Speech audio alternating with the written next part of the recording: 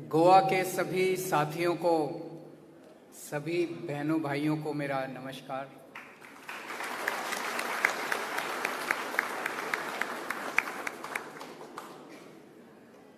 सबसे पहले मैं राहुल मामरे जी को और वेंजी को बधाई देता हूं कि वो दोनों को हमारी आम आदमी पार्टी की नेशनल एग्जीक्यूटिव में दोनों को हिस्सा दिया गया है, दोनों को नॉमिनेट किया गया है।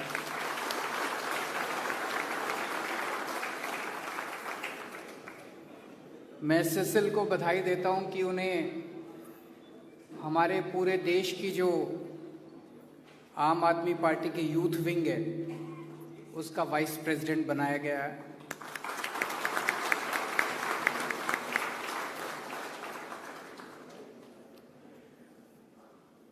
गोवा के डेवलपमेंट को लेके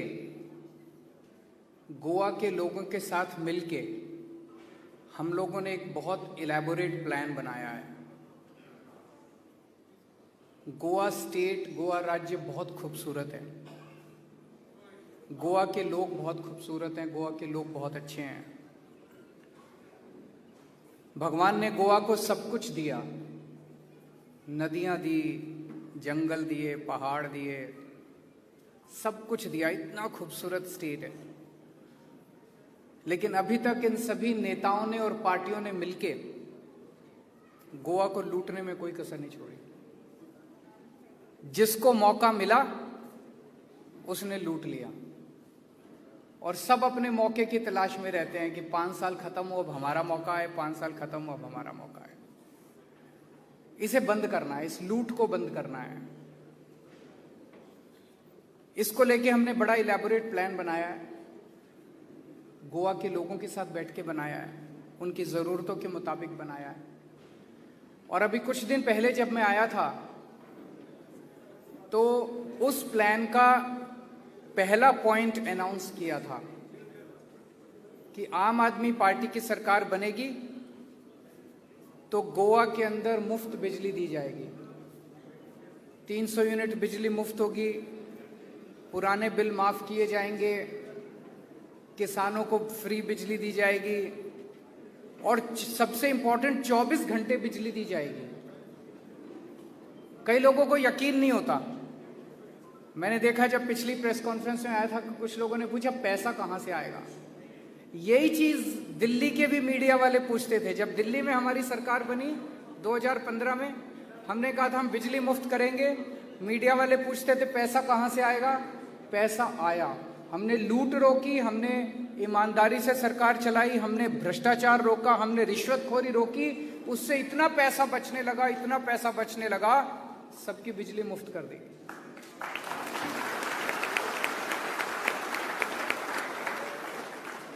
गोवा में भी करेंगे। ये मैं इसलिए बता रहा हूं क्योंकि अब मैं जो घोषणाएं करने जा रहा हूं वो इतनी बड़ी हैं कि आपके मन में यही आएगा कि पैसा कहां से आएगा। आएगा पैसा, आप चिंता मत कीजिए। मैं जो कहता हूं वो करता हूं।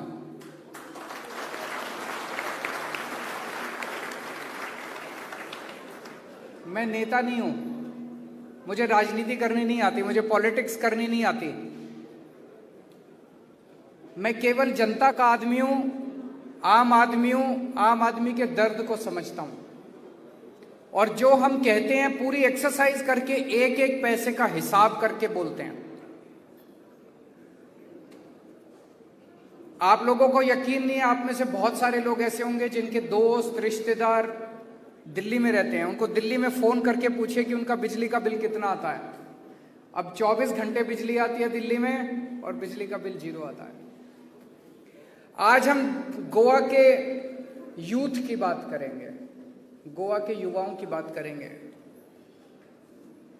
गोवा का यूथ बहुत डिस्टर्ब्ड है, गोवा का यूथ बहुत दुखी है। उसके पास रोजगार नहीं है, माँ बाप उसको पढ़ाते हैं, लिखाते हैं, बड़ा करते हैं और वो बेरोजगार घूम रहा है। बहुत सारे ऐसे गरीब परिवार हैं जहां पे पढ़ाने लिखाने के भी पैसे नहीं थे। उनको लगता है कि हमारा बच्चे को कहीं रोजगार मिल जाए तो घर का खर्चा चल जाएगा, उसके पास भी रोजगार नहीं है। ऊपर से कोरोना ने बुरा हाल किया हुआ है। कोरोना की वजह से कितने लोगों के रोजगार चले गए, कितने परिवार कंगाल हो गए। और पिछले कई साल से गोवा के अंदर माइनिंग नहीं हो रही है। माइनिंग की वजह से कितने लोग थे जो माइनिंग में जॉब्स करते थे, उनके सबके रोजगार चले गए। तो आज गोवा का यूथ बहुत ज्यादा दुखी है और इनमें से बहुत सारे बच्चे फिर गोवा छोड़ने को मजबूर हो जाते हैं। इसे बंद करना है। हमें गोवा के अंदर जॉब अपॉर्चुनिटीज क्रिएट करनी है। ये हो सकता है क्या? हो सकता है। एक ही शर्त है, ईमानदार और अच्छी नीयत वाली सरकार चाहिए। अगर अच्छी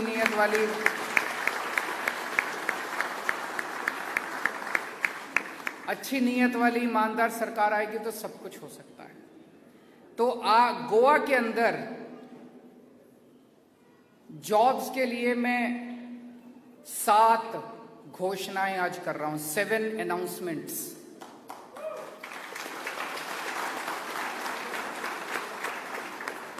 नंबर 1, मुझे गोवा के बहुत सारे लोगों ने बताया, बहुत बच्चों ने बताया, यूथ ने बताया कि अगर गोवा में सरकारी नौकरी चाहिए तो किसी ना किसी एमएलए या मंत्री को दोस्ती चाहिए होती है कि नहीं है? किसी दोस्ती चाहिए होती है, उसका सिफारिश चाहिए होती है, उसके पार्टी वर्कर होना चाहिए या उसका दोस्त रिश्तेदार। बिना सिफारिश के और बिना रिश्वत दिए गोवा के अंदर सरकारी नौकरी नहीं मिलती। इसे बंद करेंगे। सबसे पहला हम अनाउंसमेंट है, इसको बंद करेंगे।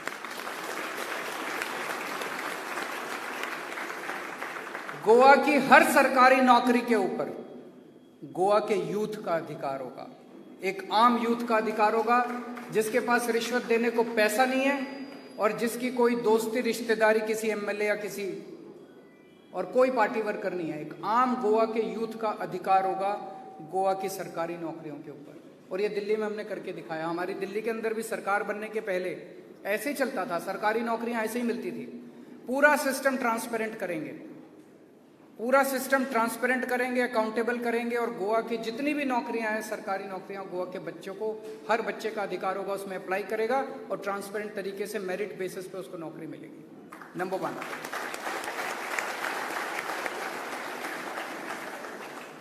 नंबर 2, गोवा के हर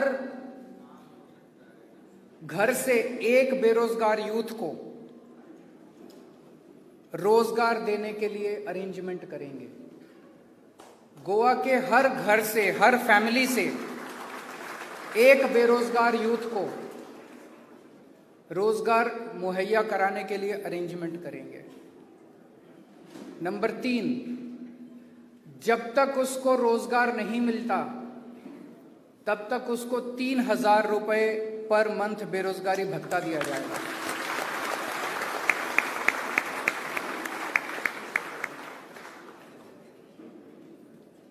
number 4, 80% jobs will be reserved for Goan youth.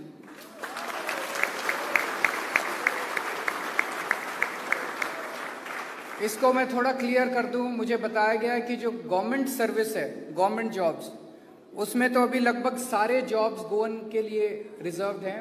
15 साल का डोमिसाइल चाहिए होता है और कोंकणी लैंग्वेज की वो चाहिए होती है। Private jobs are not reserved for Goans.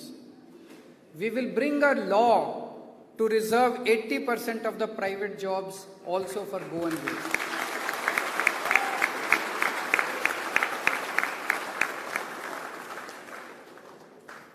मेरे पास कुछ बच्चे आए, उन्होंने बताया कि किस तरह से सारे ठेके गोवा के गवर्नमेंट बाहर वालों को दे देती है।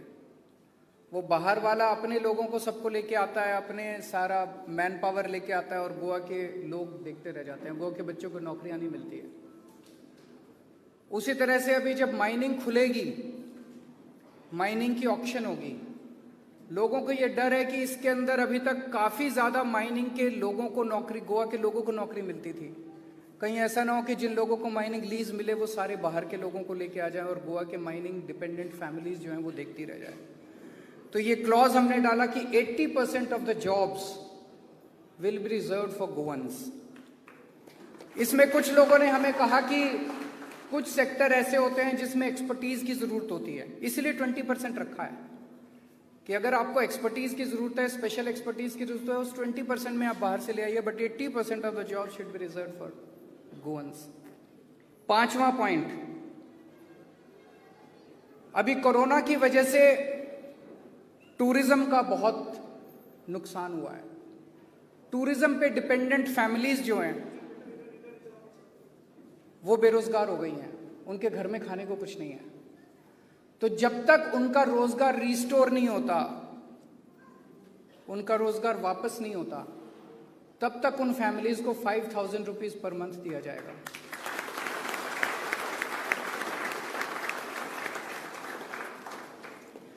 जो माइनिंग डिपेंडेंट फैमिलीज हैं, माइंस बंद हो जाने की वजह से वो भी भूखमरी की कगार पे आ गए हैं। जब तक माइंस चालू नहीं हो जाती और उनका जॉब रिस्टोर नहीं हो जाता, तब तक हर माइनिंग फैमिली को भी 5,000 रुपए महीना दिया जाएगा।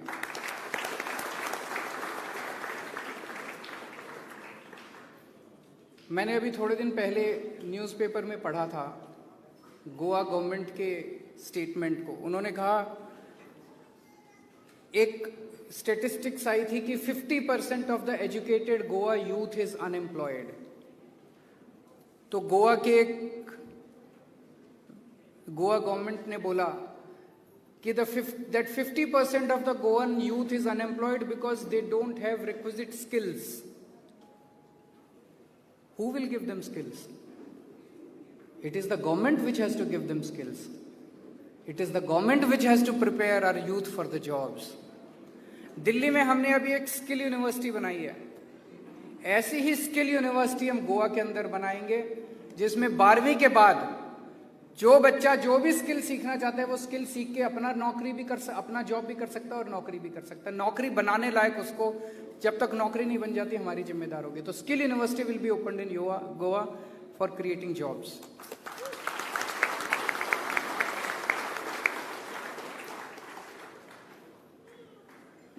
आप कहेंगे जॉब्स आएंगे कहां से?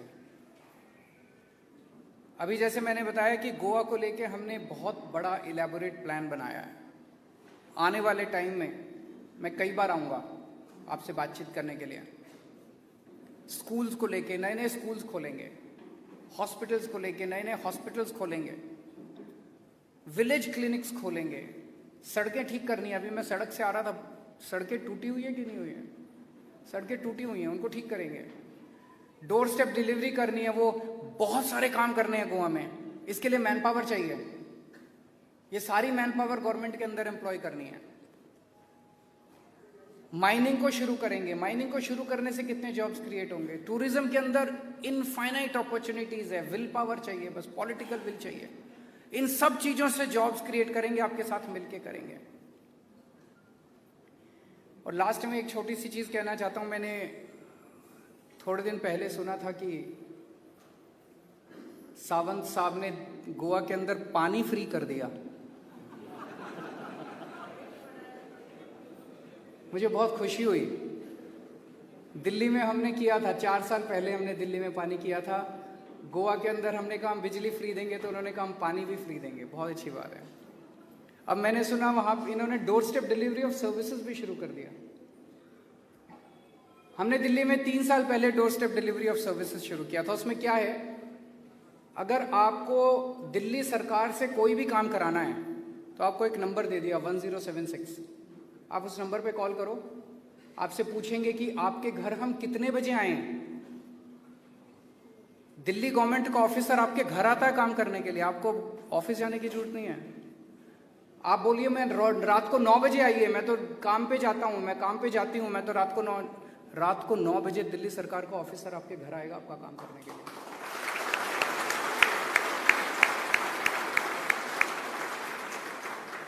फिर वो अपने साथ मशीन वगैरह लेके आता है, फोटोकॉपिंग मशीन वगैरह।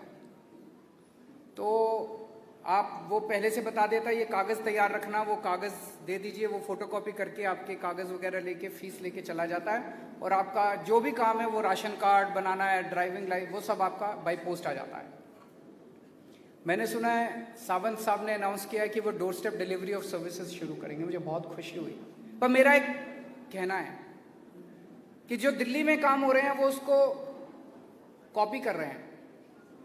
तो जब ओरिजिनल अवेलेबल है तो डुप्लीकेट की क्या जरूरत है?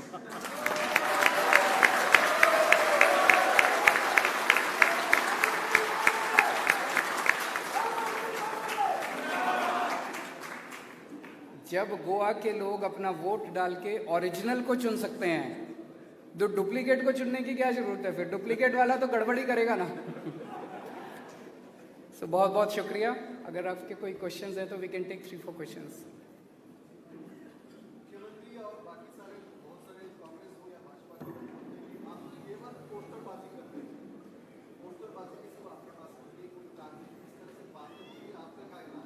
उनको बोलने दीजिए जो बोलते हैं, वो तो देखिए बेचारे क्या बोलेंगे। अब हम कहते हैं बिजली मुफ्त करेंगे तो उनके पास कुछ बोलने को नहीं होता है।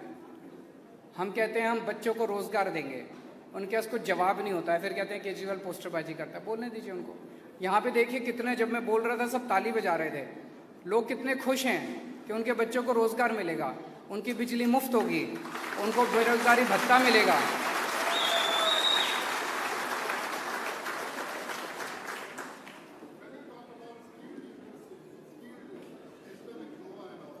Skill University.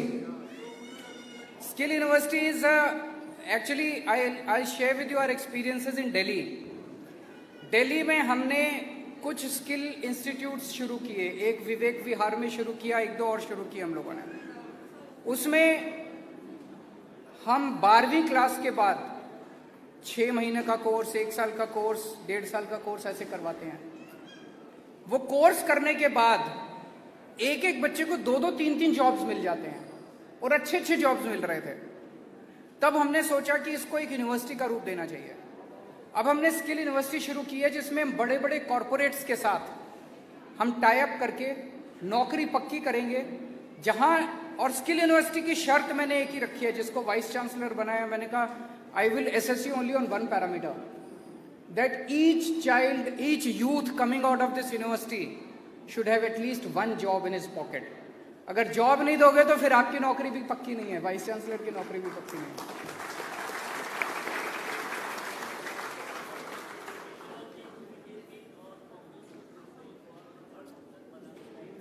आवाज, can we have a mic? If we have a mic, जोर से थोड़ा बोल दीजिए।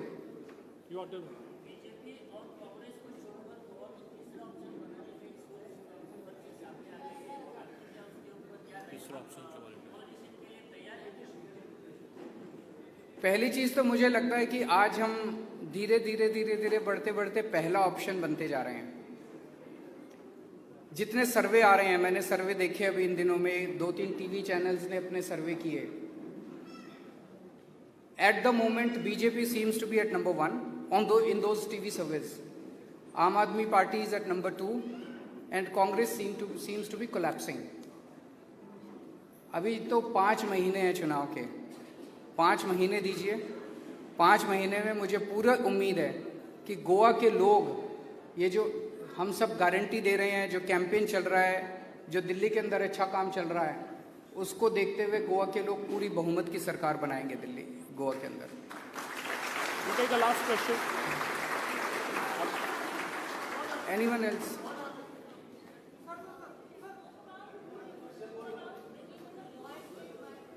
जोर से।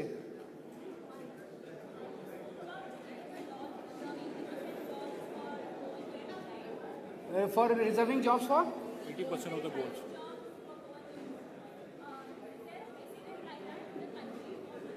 Haryana did it recently. Haryana has passed a law reserving 80% of their jobs for their own youth in private sector. We will study that and we'll make appropriate amendments according to Goan conditions. We will discuss with everyone.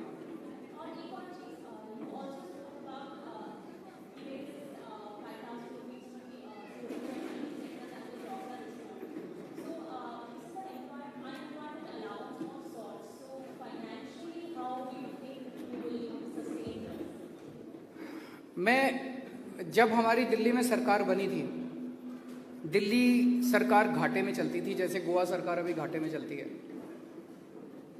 हम लोगों ने 4 साल 2019 की आप CAG की report उठा के देखिए। सीएजी की रिपोर्ट कहती है कि दिल्ली सरकार अब फायदे में चल रही है और पूरे देश में अकेली दिल्ली सरकार है जो फायदे में चल रही है, बाकी सारी स्टेट गवर्नमेंट्स घाटे में चल रही है। हमने ये कैसे अचीव किया? केवल ईमानदारी से। जैसे आपको एग्जांपल देता हूं, एक वजीरपुर वाला हमारा फ्लाईओवर बना, वो 325 करोड़ का बनना था, एस्टिमेटेड कॉस्ट था, हमने उसे 200 करोड़ में पूरा कर दिया। कभी एक सरकारी काम कम पैसे में पूरा होता है? तो ऐसे हर चीज में हमने पैसा बचाया, हर चीज में पैसा बचाया, और उस पैसे से हमने लोगों के लिए सुविधाएं दी। गोवा के अंदर पैसे की कमी नहीं है, सरकारों के अंदर पैसे की कमी नहीं है, नीयत की कमी है। अच्छी नीयत वाली सरकार आएगी, सारे काम होंगे। Last question, please. Yeah, lady, you can ask your last question.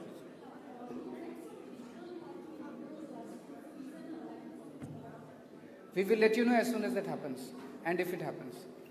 Thank you. Thank you. आइए मिलते हैं, मिलके बैठ के चाय पियेंगे।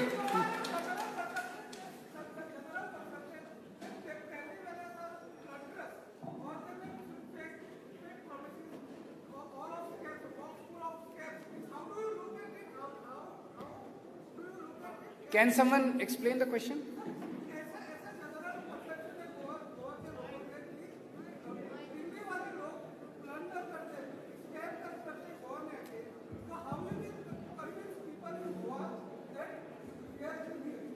ये बात कोई दिल्ली के लोगों की या मध्य प्रदेश के लोगों की या गोवा के लोगों की कोई अलग से नहीं है।